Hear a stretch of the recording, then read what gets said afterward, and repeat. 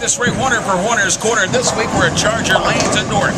We're checking out the Ellet Orangemen boys and girls bowling teams. Terrific seasons as they head down the stretch drive.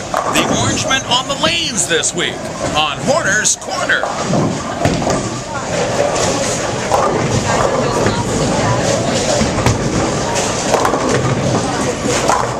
Special this year, their team relationship is phenomenal. They got a really good bond with each other. They support each other. They support the other teams. I got a young team this year. I actually got one junior, 4 sophomores, and a freshman on my team this year. So it's, we're a rebuilding team, and I'm really impressed with what they're doing.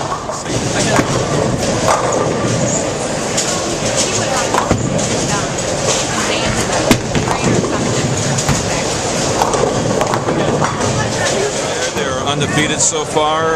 They've put up some fantastic numbers. 3 times they've averaged over 200 for an entire match. So I'm just, the 5 years I've been coaching, this is the best squad I've had so far this season.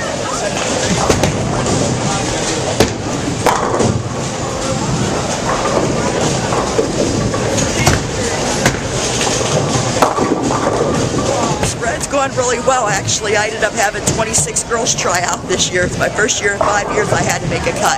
So that was a little hard.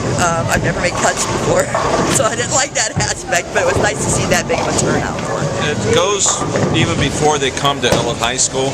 What I really got to give praise to are the youth league programs that exist in the Ellet neighborhood at the Eastgate and at Bill White's, and also for the parent involvement so that these kids are ready for high school level competition by the time they even step foot in Ellet. So I really got to give praise to the youth programs around Ellet and the parents that encourage their kids to come out for our team.